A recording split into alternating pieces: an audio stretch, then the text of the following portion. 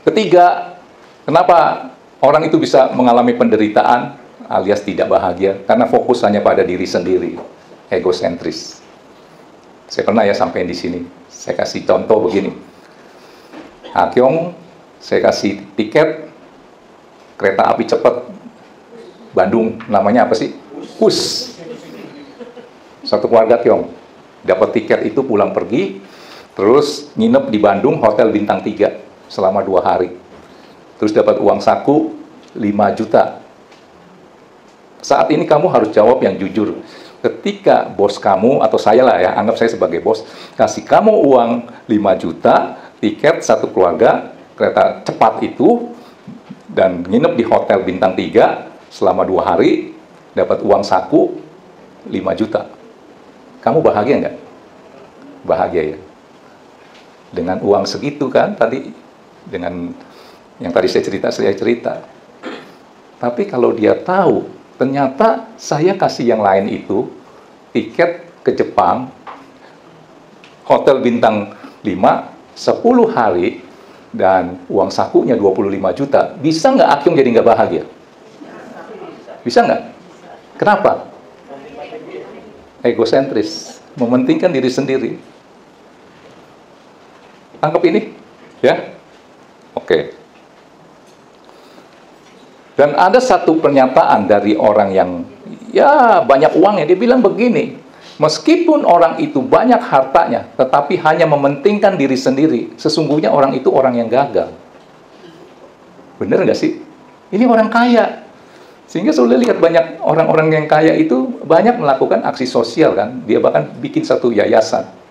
Ambil contoh Ciputra aja ya. Sudah tahu ya Ciputra. Tahun 98 kan dia mengalami kebangkrutan. Sampai Ciputra ngomong begini, dia punya utang begitu banyak karena dolar dari 1.000 sekian sampai 17.000. 7 turunan aja dia nggak bisa bayar. Akhirnya dengan cara yang ajaib, Tuhan bisa mengubah dia.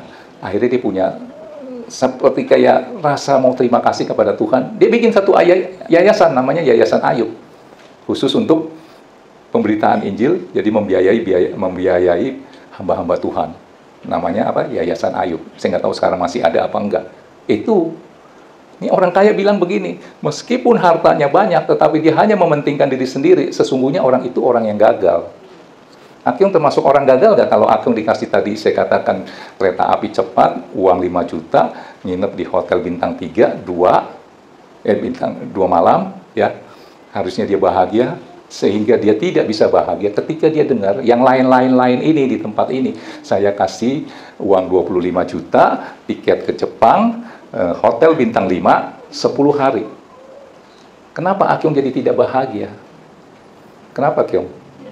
Ego sentris, mementingkan diri sendiri. Sudah nangkep ini enggak? Ya, oke. Keempat adalah orang yang terikat dengan dosa. Kita keluarkan dulu Roma 8 ayat 13. Terikat dengan dosa dalam arti apa? Keinginan daging. Keinginan daging itu apa? Percabulan, terikat dengan pornografi, itu juga kedagingan. Mabuk-mabuk, minuman keras, terikat, narkoba. Saudara tanya ada orang yang kayak sakau gitu ya, keterikatan dengan narkoba. Tanya dia dari hati yang paling dalam, dia maunya apa? Lepas dari keterikatan narkoba. Percaya nggak? Gara-gara cuma iseng pengen tahu untuk melupakan masalah dia, persoalan dia, temannya bilang, lu kalau mau lupain masalah, lu coba pakai ini.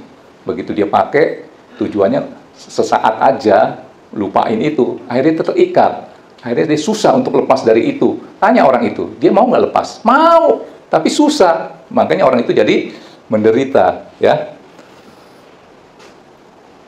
Sebab jika kamu hidup menurut daging itu apa tadi saya katakan? Hawa nafsu, pornografi, percabulan, apalagi itu iri hati, mementingkan diri sendiri, kebencian, keserakahan, bla bla bla bla.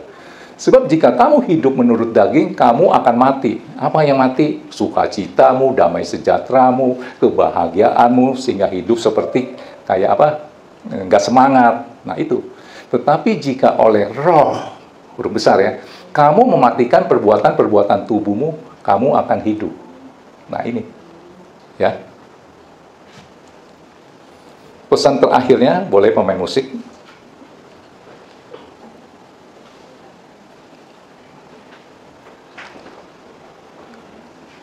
Terikat dengan dosa yang simpel aja deh.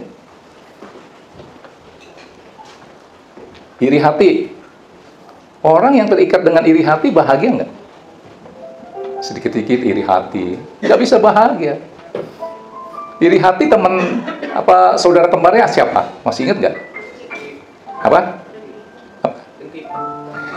Kalau dengki itu engkongnya, maksudnya saudara kembar. Iri hati pasti ada mementingkan diri sendiri. Terus, waduh, saya udah sampaikan ini berulang-ulang. 3 paket yang tidak bisa dilepas. 3 in 1. Orang yang mementingkan diri sendiri pasti tidak bisa lihat orang lebih bahagia. Itu namanya iri hati. Dan orang yang mementingkan diri sendiri maunya dirinya yang tinggi. Itu namanya tinggi hati. Mana bisa saudara lepas 3 ini? Nggak bisa saudara bilang, saya itu orangnya egois, tapi saya nggak iri hati. Nggak bisa. Ini udah satu paket, satu kesatuan. Makanya saudara perlu juru selamat. Dengan kondisi hati yang seperti ini, saudara mau melakukan hal-hal yang baik. Kalau dia bilang bisa, bohong. Dia melakukan hal-hal kelihatannya aksi sosial. Coba saudara selidiki di dalam dirinya. Pasti ada mementingkan diri sendiri. Bisa nggak seperti itu? Bisa. Makanya saudara perlu juru selamat. Upah dosa maut. Maut bicara nyawa. Nyawa bicara apa? Darah. Harus ada darah. Tangkap ini ya. Keluarkan ayat terakhir di ya. Roma 8 ayat 18. Tadi saya katakan murid Tuhan Yesus tuh nggak ada yang hidupnya tidak mengalami penderitaan. Kenapa dia tetap bahagia dan sukacita? Karena ada pengharapan. Pengharapannya memang bukan di sini. Suruh baca. Sebab aku yakin bahwa penderitaan zaman sekarang ini tidak dapat dibandingkan dengan kemuliaan yang akan dinyatakan kepada kita. Jangan kau kumpulkan apa yang akan kau tinggalkan di dunia ini, tetapi kumpulkanlah apa yang akan kau nikmati di surga.